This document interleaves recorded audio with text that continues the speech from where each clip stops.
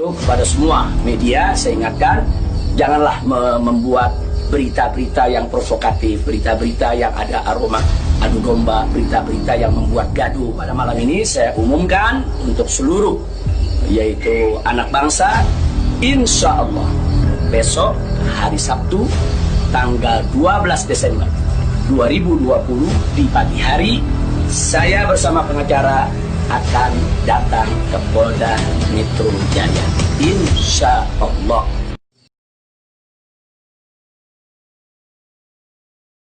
Assalamualaikum warahmatullahi wabarakatuh. Kepada segenap rakyat dan bangsa Indonesia yang saya cintai, semoga kita tetap selalu menjaga protokol kesehatan, tetap selalu berupaya secara bersama-sama mengatasi pandemi yang sedang melanda kita punya negeri. Insya Allah, Allah angkat segera pandemi yang terjadi saat ini. Amin ya rabbal alamin.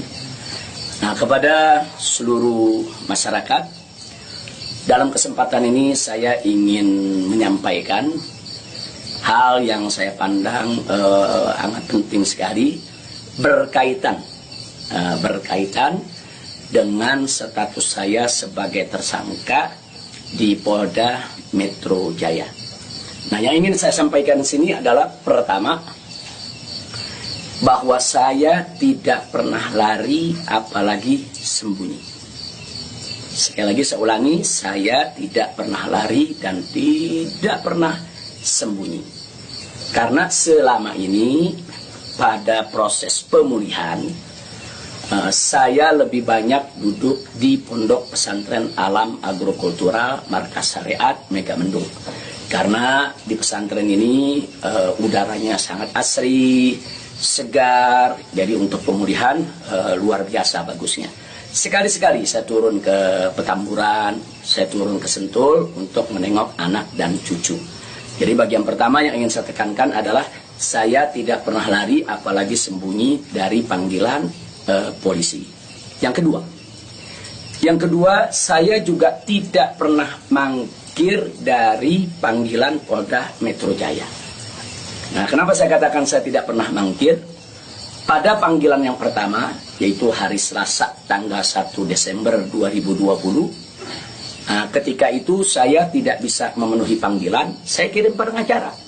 Pengacara datang ke sana, bertemu dengan penyidik, menyampaikan surat secara resmi, minta penundaan, dan alhamdulillah penyidik bisa memahami dan menerima. Akhirnya sepakat bahwa saya diundurkan untuk panggilan yang kedua. Nah, untuk itu saya apresiasi, saya hargai sikap penyidik yang sangat kooperatif, sangat baik, terima kasih. Nah, kemudian pada panggilan yang kedua, yaitu pada hari Senin tanggal 7 Desember 2020. Nah, ketika itu saya melihat posisi pemulihan kita memang masih perlu penambahan sedikit waktu. Dan lagi-lagi saya tidak mangkir, tapi saya kirim pengacara saya bertemu kembali dengan para penyidik. Kita sampaikan surat, kita sampaikan permohonan, dan alhamdulillah permohonan tersebut diterima secara baik oleh para penyidik. Lagi-lagi di sini saya ingin sampaikan apresiasi dan terima kasih kepada para penyidik di Polda Metro Jaya. Nah, pada hari itu juga, yaitu di pagi hari, Senin tanggal 7 Desember, ada kesepakatan, yaitu antara para pengacara dengan para penyidik, juga dengan keriduan saya, di mana kita sepakat bahwa saya akan datang ke Polda Metro Jaya pada hari Senin tanggal 14 Desember 2020. Itu sudah merupakan satu komitmen. Artinya komitmen, kita akan datang, insya Allah sehat walafiat, tidak ada halangan lagi. Nah, ini yang perlu kita sampaikan, dan komitmen ini kita jaga betul.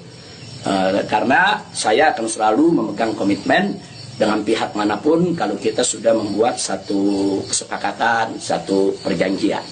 Nah, karena itu di sini yang perlu saya sampaikan juga pada hari yang sama, yaitu pada tanggal 7 di hari Senin tersebut, secara mengejutkan, sebagaimana kita tahu semua, di mana di siang hari Bapak Kapolda Metro Jaya mengumumkan tentang tragedi penembakan 6 Laskar FPI yang selama ini setia mengawal saya. Tentu ini satu peristiwa sebetulnya tidak ada sangkut paut dengan soal panggilan saya. Maka itu pada pagi hari itu saya tetap kirim pengacara, saya tetap mengurus urusan panggilan, karena memang kita tidak pernah sangka kalau penembakan itu berkaitan dengan Polda Metro. Karena saat itu kami masih mengira kalau itu adalah orang tak dikenal. Nah, ala kulihal, setelah itu yang mengejutkan kami pada hari Kamisnya, yaitu tanggal 10 Desember 2020, secara tiba-tiba Polda Metro Jaya mengumumkan saya sebagai tersangka. Ya, tentunya saya, para pengacara semua terkejut karena 2 panggilan sebelumnya itu saya masih berstatus sebagai saksi, dan itu pun belum sempat diperiksa. Rencana pemeriksaan tanggal 14 Desember, itu hari Senin yang akan datang ini. Nah, tapi karena memang pengumumannya begitu mengejutkan, pada hari Kamis tersebut saya sebagai tersangka, kemudian mendengar itu tidak benar kalau ada mengabarkan saya sembunyi, saya lari, tidak benar. Saya tetap berada di markas syariat Megamendung. Nah, begitu hari Kamis ada pengumuman semacam itu, Jumat pagi tanggal 11 Desember itu kita kirim lagi para pengacara untuk bertemu dengan penyidik, dan alhamdulillah terjadi pertemuan dengan penyidik. Nah, ditanyakan oleh para pengacara bagaimana komitmen yang hari Senin tanggal 14, apa itu batal atau bagaimana. Nah, kalau saya pribadi ingin tetap berpegang kepada komitmen, karena kita ini ustadz, dai, bergerak di bidang agama, tidak layak kalau kami itu membatalkan perjanjian atau suatu komitmen. Nah, kita dapat jawaban dari para penyidik. Kelihatannya mereka tidak mau menunggu sampai hari Senin, mereka minta lebih cepat.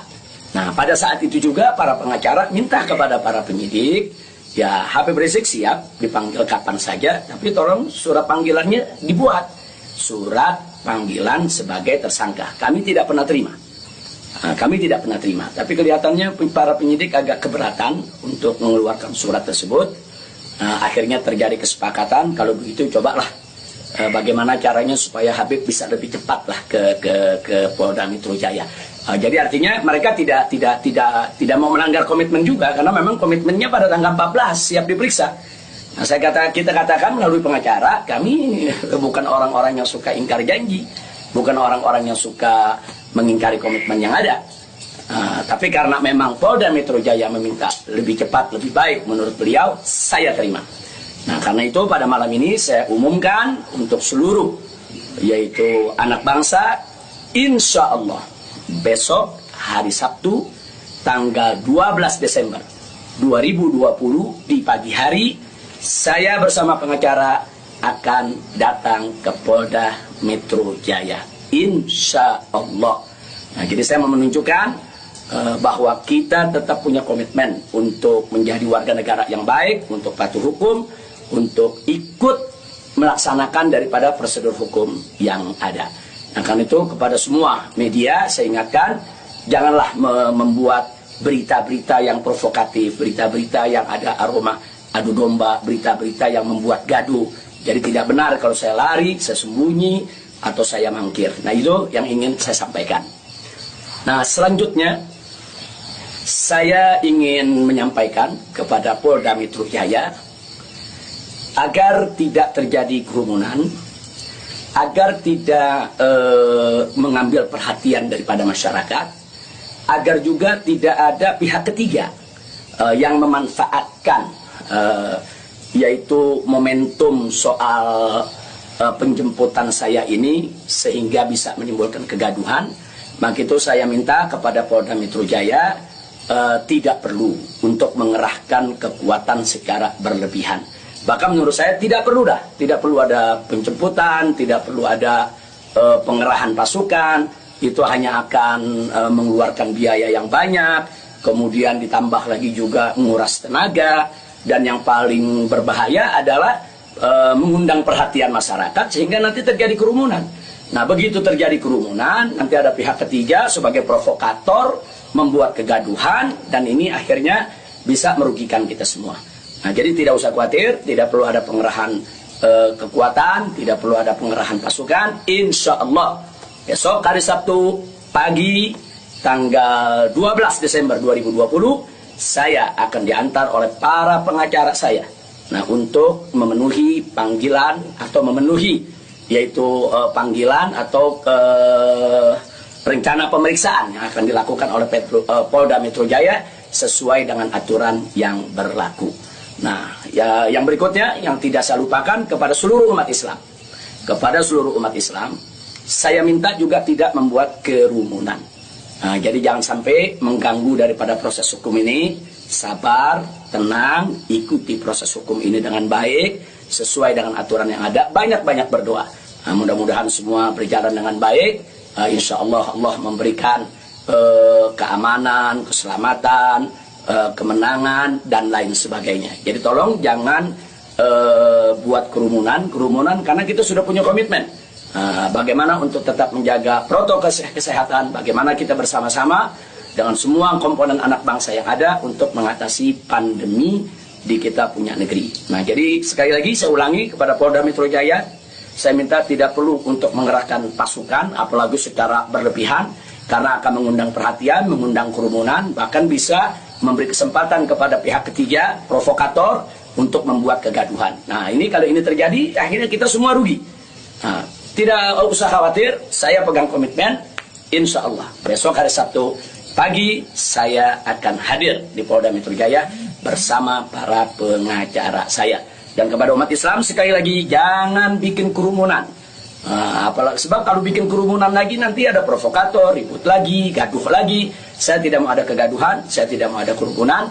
Saya ingin pemeriksaan itu berjalan secara baik sesuai dengan undang-undang yang berlaku, dan kepada masyarakat cukup doakan dari rumah agar saya, begitu juga para pengacara semua diberikan kekuatan oleh Allah Subhanahu wa taala.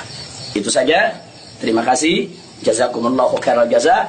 Wassalamualaikum warahmatullahi wabarakatuh.